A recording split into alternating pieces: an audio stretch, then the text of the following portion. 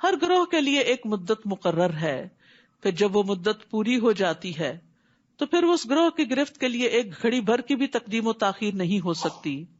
اے بنی آدم، اگر تمہارے پاس تمہیں میں سے رسول آئیں جو تمہارے سامنے میری آیات بیان کریں، تو جو شخص نافرمانی سے بچا رہا اور اپنی اصلاح کر لی تو ایسے لوگوں کے لیے نہ کوئی خوف ہوگا نہ وہ غمگین ہوں گے، اور جن لوگوں نے ہماری آیات کو جھٹلا دیا اور ان سے اکڑ بیٹھے تو ایسے ہی لوگ دوزخ والے ہیں، وہ اس میں ہمیشہ رہیں گے۔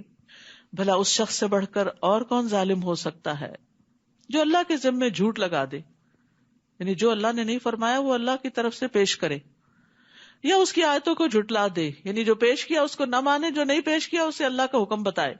ایسے لوگوں کو ان کا وہ حصہ تو دنیا میں ملے گا ہی جو ان کے مقدر میں ہے، یہاں تک کہ جب ان کی روحیں قبض کرنے کے لیے ہمارے فرشتے ان کے پاس آئیں گے تو ان سے پوچھیں گے، وہ تمہارے الہ کہاں ہیں جنہیں تم اللہ کے سوا پکارا کرتے تھے؟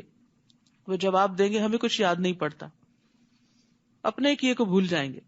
اس طرح وہ خود اپنے ہی خلاف گواہی دے دیں گے کہ وہ کافر تھے۔ اللہ تعالیٰ فرمائے گا، اچھا تو تم بھی انہی جماعتوں میں شامل ہو جاؤ جو تم سے پہلے جنوں اور انسانوں کی جماعتیں دوزخ میں داخل ہو چکی۔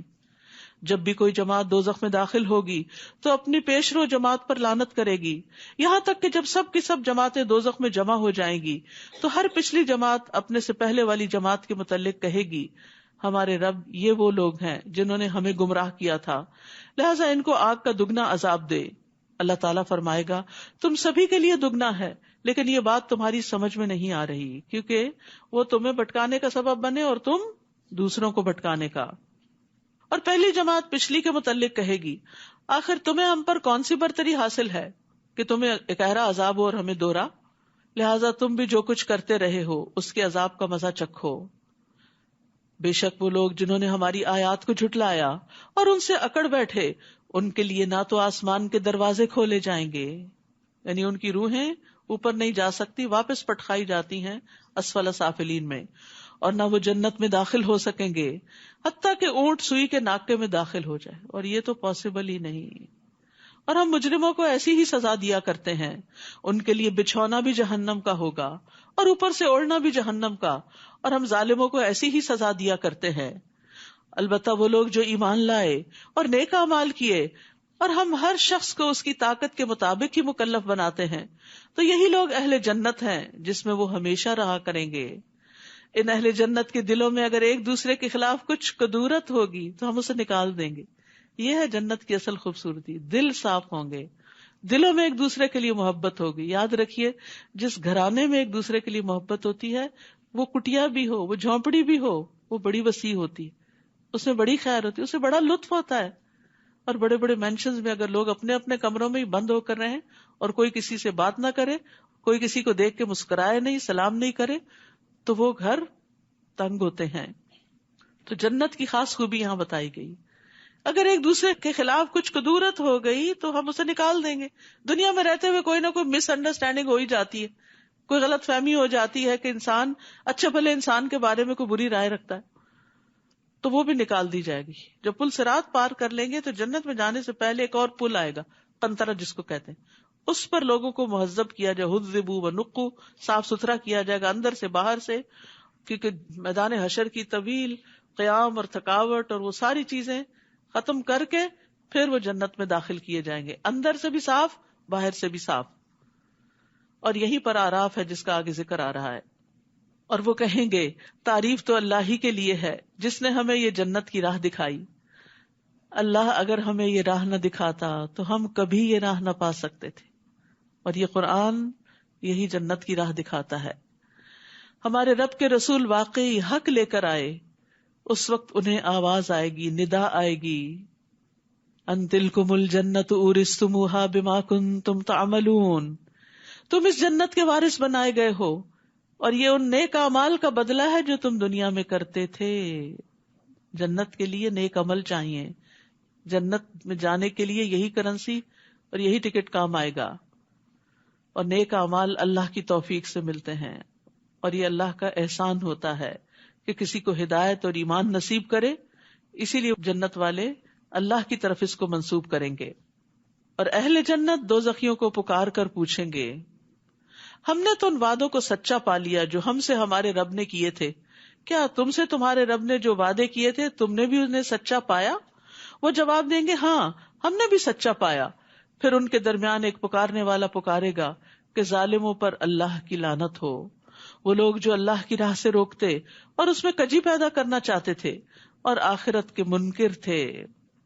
اہل جنت اور اہل دوزخ کے درمیان ایک اوٹ حائل ہوگی اور آراف پر کچھ آدمی ہوں گے، یعنی کچھ تو جنت میں چلے جائیں گے، کچھ جہنم میں گر جائیں گے اور کچھ بیچ میں سٹک ہو جائیں گے. آراف والے جو ہر ایک کو اس کی پیشانی کے نشانات سے پہچانتے ہوں گے، وہ اہل جنت کو آواز دیں گے تم پر سلامتی ہو. یہ آراف والے ابھی جنت میں داخل تو نہ ہوئے ہوں گے، البتہ اس کی امید ضرور رکھتے ہوں گے. یہ بھی انتظار کے مرحلے، انتظار کی گھڑیاں کتنی تکلیف دہ ہوتی. کبھی آپ کو ایکسپیرینس ہوا ہوگا کہ لوگ جیسے سفر کر رہے ہوتے ہیں تو کچھ لوگوں کا چیک ان فوراً ہو جاتا ہے، کچھ لوگوں کو روک لیا جاتا ہے، کچھ کو امیگریشن پہ بلا لیا جاتا ہے. تو جو لوگ سیدھے سیدھے نکل رہے ہوتے ہیں آپ ان کو دیکھ کے کتنا رش کرتے ہیں، اور جو روک لیے جائے وہ ڈرے ہوئے ہوتے ہیں کہ پتہ نہیں ہمارے ساتھ کیا معاملہ کیا جائے گا. تو وہاں بھی آراف والے ڈرے ہوئے ہوں گے. اہل جنت سے بھی بات کریں گے، ادھر جہنم والوں سے بھی کریں گے. وہ جنت میں داخل نہیں ہوئے لیکن امید رکھتے ہیں. کون ہے یہ؟ وہ جن کے نیک عمل زیادہ نہیں تھے کہ وہ جنت میں جا سکے، اور جن کے برے عمل نہیں زیادہ تھے کہ وہ جہنم میں پھینکے جاتے. برابر کے ایکول ہو گیا سب کچھ، کانفلکٹ ہو گیا. حدیث میں آتا ہے کہ اگر کسی کا صحابہ جوں کے انڈے برابر بھی نیک عمل زیادہ ہوگا جنت میں چلا جائے گا. وہاں چھوٹی چھوٹی نیکیوں کی بھی بڑی قدر آئے گی جن کو ہم ایسے ہی گنوا دیتے. چھوٹی سی نیکی ہم کہتے ہیں تو چھوٹی ہے، کوئی بڑی کر لیں گے. نہیں، چھوٹے چھوٹے کام بھی کرتے چلے جائیں. خالی وقت نہ گزارا کریں. سبحان اللہ، الحمدللہ، اللہ اکبر، اللہ کی بڑائی بیان کی، ذکر کیا. اب سفر کر رہے ہیں، راستے میں ہیں، کام کر رہے ہیں، ذکر میں کیا مشکل ہے؟ کچھ مشکل نہیں. ہو سکتا ہے ایک دفعہ کا سبحان اللہ کہنا آپ کو جنت میں لے جانے کا باعث بن جائے. کسی کو کھجور کا آدھا ٹکڑا دینا جہنم سے بچا لے. تو چھوٹی نیکی چھوٹی برائی دونوں ہی کاؤنٹ ہوں گی. اور جب ان کی نگاہیں اہل دوزخ کی طرف پھیری جائیں گی تو کہیں گے اے رب ہمیں ظالم لوگوں میں شامل نہ کرنا. اور یہ آراف والے کچھ لوگوں کو ان کی پیشانیوں سے پہچان کر آواز دیں گے آج نہ تمہاری جمعیت تمہارے کچھ کام آئی. دنیا میں بہت لوگ تھے تمہارے ساتھ، بڑا جتھا تھا، بڑے جان پہچان والے تھے، اور نہ وہ چیزیں جن کے بل پہ تم اکڑا کرتے تھے. تمہاری مال و دولت، اولاد، تمہارا سٹیٹس آج کچھ بھی تو فائدہ نہ دیا. کیا یہ اہل جنت وہی لوگ نہیں جن کے متعلق تم قسم کھا کے کہا کرتے تھے اللہ انہیں اپنی رحمت میں سے کچھ بھی نہ دے گا؟ اگر دینا ہوتا تو دنیا میں بھی کچھ ملتا، کیونکہ دنیا میں وہ بدحال رہے، تکلیفیں اٹھاتے رہے اللہ کی رضا میں. انہیں آج یہ کہہ دیا گیا آج تم جنت میں داخل ہو جاؤ، نہ تمہیں کوئی خوف اور نہ کوئی غم. اور دوزخی اہل جنت کو آواز دیں گے. اب ان کی کمیونیکیشن ہو رہی ہے آپس میں. ہم پر بھی کچھ پانی انڈیل دو، یا اللہ نے جو کچھ تمہیں کھانے کو دیا ہے اس میں سے کچھ ہماری طرف پھینک دو. تمہیں اتنی نعمتیں ملی ہیں، کچھ ہمیں بھی دے دو، صدقہ دے دو ہمیں. اہل جنت جواب دیں گے اللہ تعالیٰ نے یہ دونوں چیزیں کافروں پہ حرام کر دی ہیں، آج نہ پانی ہے نہ کھانا ہے. کیونکہ جہنم میں بھی بھوک تو لگے گی. یاد رکھیے جب گناہوں کی کثرت ہو جائے تو پانی پلانا لازم کر لیں. اس آیت میں اس بات کی دلیل ہے کہ پانی پلانا افضل اعمال میں سے ہے. ابن عباس سے پوچھا گیا کون سا صدقہ افضل ہے تو انہوں نے کہا پانی پلانا. کیا آپ نے جہنمیوں کو نہیں دیکھا کہ جب وہ اہل جنت سے فریاد کریں گے اور کہیں گے ان افیضوا علینا من الماء، کہ ہم پہ پانی ڈالو. بعض تابعین کہتے ہیں جس کے گناہ زیادہ ہو جائیں وہ پانی پلانا لازم کر لے. اللہ نے کتے کو پانی پلانے والے کے گناہوں کو معاف کر دیا تھا، تو اس آدمی کا کیا مقام ہوگا جو ایک مومن کو پانی پلائے اور اسے زندگی بخشے. تو یہ پانی پلانا چاہے کسی گلاس میں ہو، اپنے گھر والوں کے لیے انڈیلنا. بعض اوقات ہم اس پر بھی بڑے چلاتے، پانی بھی نہیں لے سکتے، ہم ہی بھریں، ہم ہی ڈالیں، ہم ہی پور کریں. کئی دفعہ جوس کے ڈبے فریج میں پڑے رہتے اس لیے کہ اندر سے کوئی نکال کے ڈالتا نہیں، تو ڈال کے پیش کر دیں تو پی لیں. تو نیکی کی وجہ سے اپنے گناہوں کی بخشش کی خاطر پلاتے رہیں. اور پھر اس سے بڑے بڑے پروجیکٹس بھی ہو سکتے ہیں، کنویں کھدوائے جا سکتے ہیں، نہریں بنوائی جا سکتی ہیں، اور اسی طرح خیر کے کام کیے جا سکتے ہیں. جابر رضی اللہ عنہ کہتے ہیں کہ رسول اللہ صلی اللہ علیہ وسلم نے فرمایا جس نے کوئی کنواں کھدوایا پھر جو بھی پیاسا جاندار اس میں سے پانی پیے، یا کوئی جن یا انسان یا کوئی پرندہ، تو قیامت تک اللہ اس بندے کو اجر دیتا رہے گا، قیامت تک، جب تک وہ کنواں باقی رہے گا، جب تک وہ نلکا چلتا رہے گا. سعید بن مسیب سے روایت ہے کہ سعد بن عبادہ رضی اللہ عنہ نبی صلی اللہ علیہ وسلم کے پاس آئے، پوچھا آپ کے نزدیک سب سے پسندیدہ صدقہ کون سا ہے؟ فرمایا پانی پلانا، اور پانی روکنا گناہ کا باعث ہے. 3 شخص ایسے ہیں جن سے اللہ قیامت کے دن کلام نہیں کرے گا، نہ ان کو دیکھے گا نہ پاک کرے گا، اور ان کے لیے دردناک عذاب ہوگا. ان میں سے ایک وہ شخص جس کے پاس ضرورت سے زیادہ پانی تھا، پھر وہ مسافروں کو نہیں پلاتا تھا، کیونکہ اس زمانے میں جن کے پاس پانی تو مر بھی جاتے تھے پیاس سے. اور ایک اور روایت میں آتا ہے کہ آج میں تجھ پہ اپنا فضل نہیں کروں گا جس طرح تو نے اپنے فضل کو روکا ہوا تھا جسے تیرے ہاتھوں نے نہیں بنایا تھا.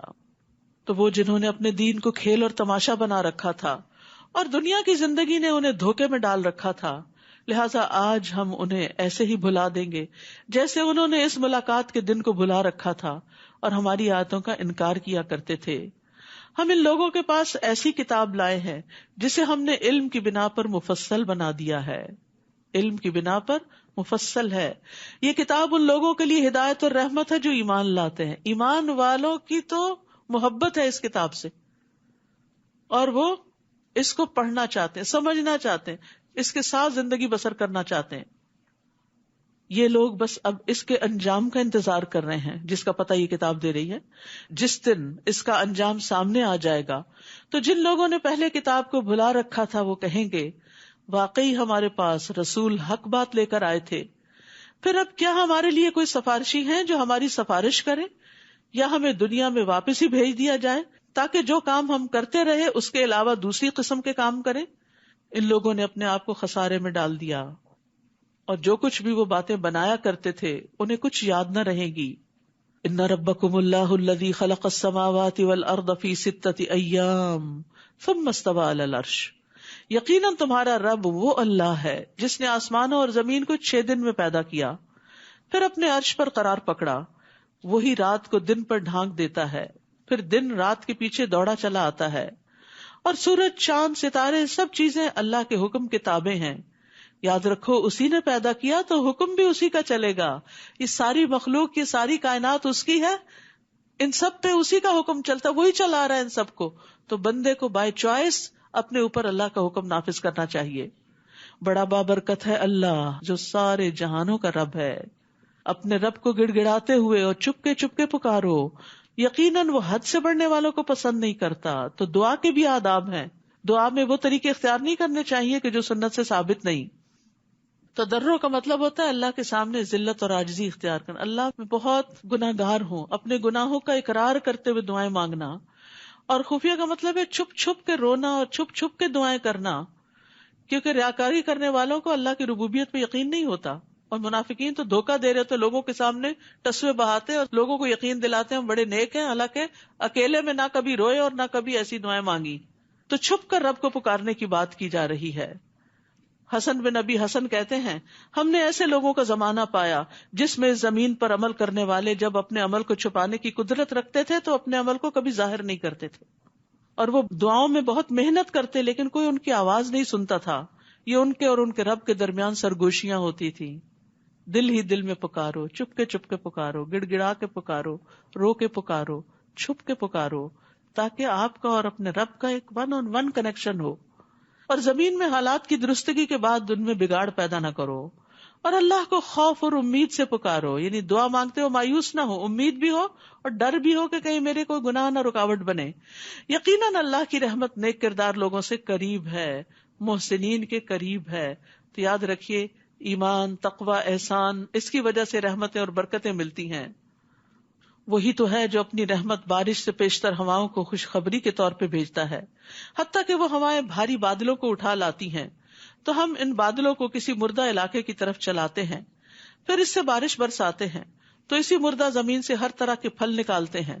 اسی طرح ہم مردوں کو بھی زمین سے نکال کھڑا کریں گے. شاید اس مشاہدے سے تم کوئی نصیحت پکڑو. اور عمدہ زمین اپنے رب کے حکم سے خوب سبزہ اگاتی ہے، اور جو خراب زمین ہوتی ہے اس سے جو کچھ تھوڑا بہت نکلتا ہے وہ بھی ناقص ہوتا ہے. تو یہ زمین سے مراد انسان ہے.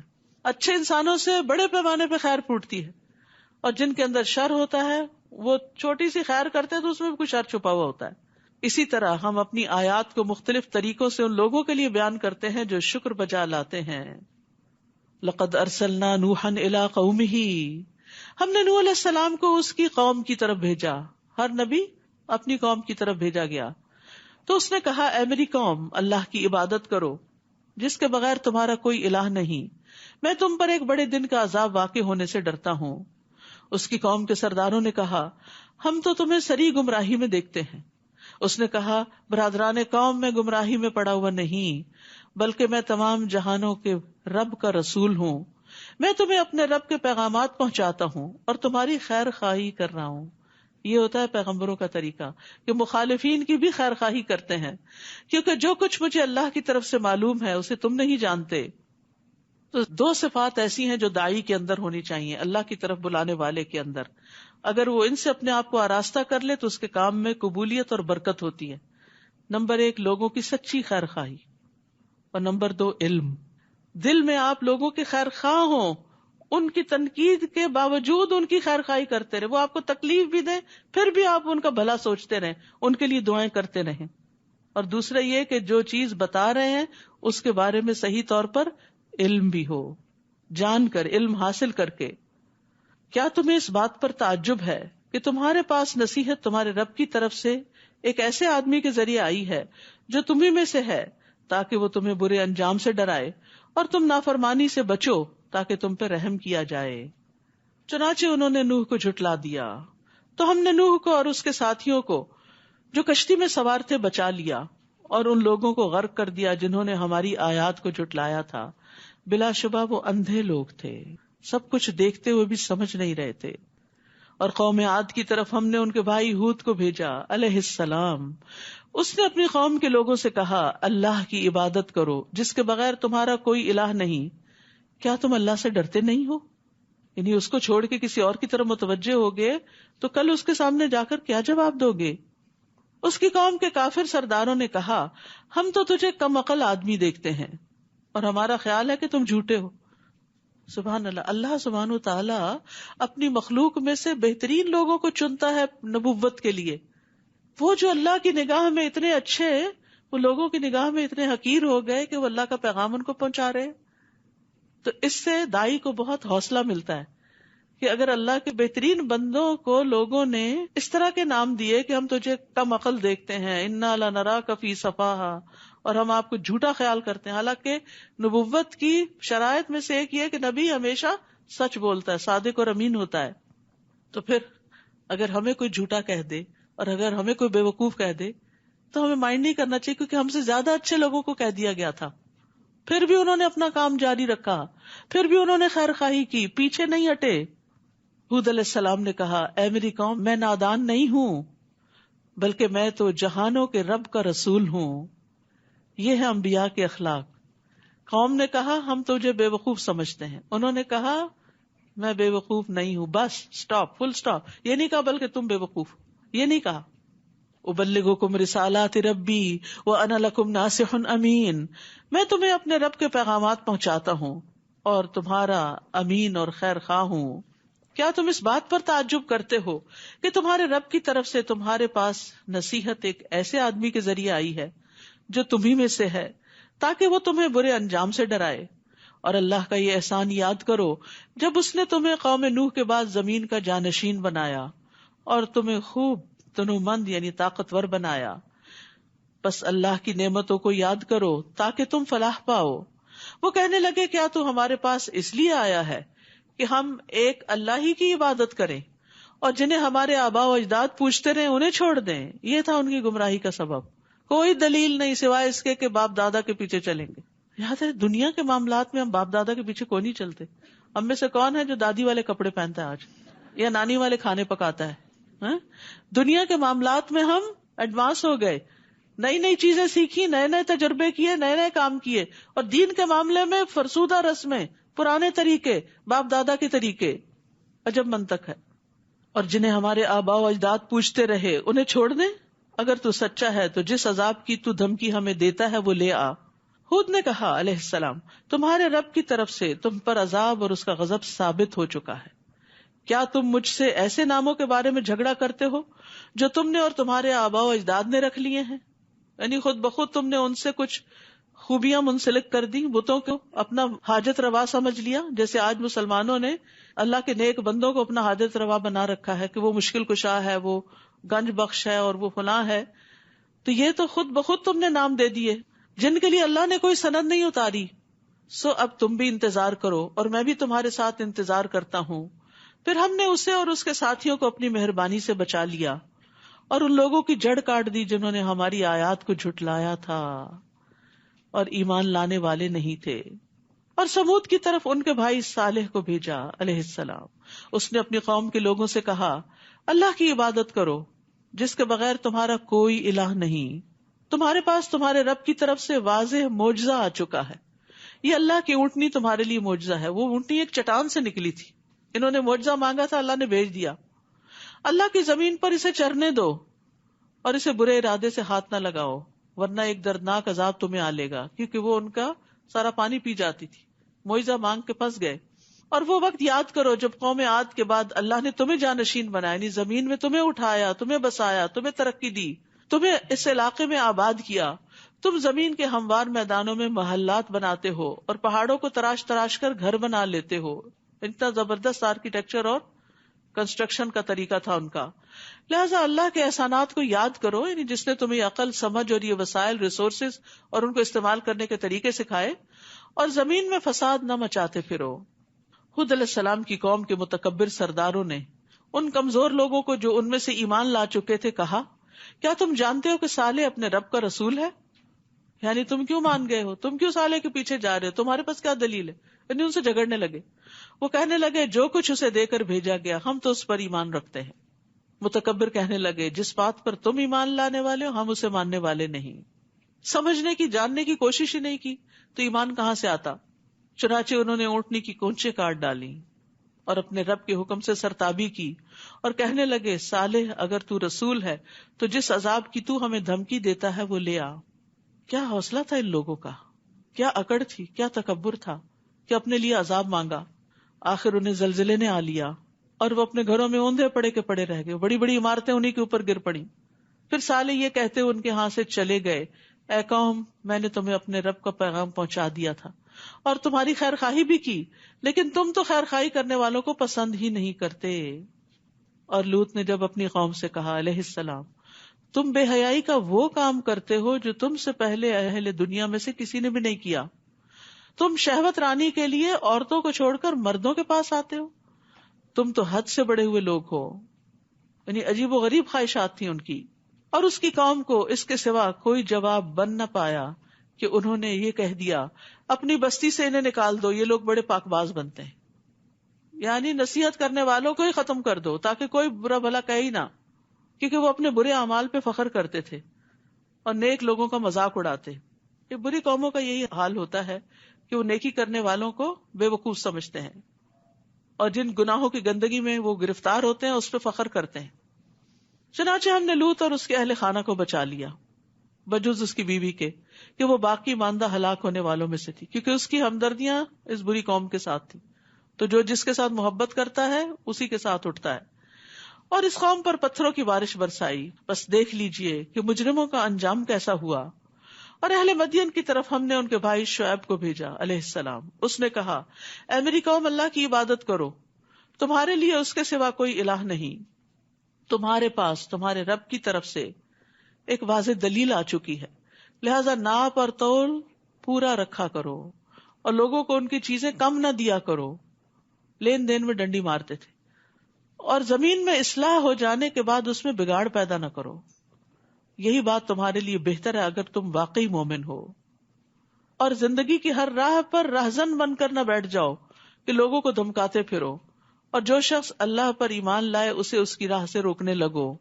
یعنی راستوں پر اس لیے نہ کھڑے ہو جاؤ کہ اللہ کے راستے سے لوگوں کو روکو، اور جو دین کی طرف آئے انہیں اس سے منع کرو.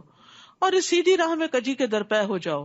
اور وہ وقت یاد کرو جب تم تھوڑے تھے تو اللہ نے تمہیں زیادہ کر دیا، اور دیکھو کہ فساد کرنے والوں کا انجام کیا ہوتا ہے. وَإِن كَانَ طَائِفَةٌ مِّنكُمْ آمَنُوا بِالَّذِي أُرْسِلْتُ بِهِ وَطَائِفَةٌ لَّمْ يُؤْمِنُوا فاصبروا حتی یحکم اللہ بیننا وہو خیر الحاکمین. اور اگر تم میں سے ایک فریق ایسا ہے کہ جو کچھ مجھے دے کر بھیجا گیا اس پر ایمان لے آیا اور دوسرا فریق ایمان نہیں لایا تو صبر کرو یہاں تک کہ اللہ ہمارے درمیان فیصلہ کر دے، اور وہی سب سے بہتر فیصلہ کرنے والا ہے.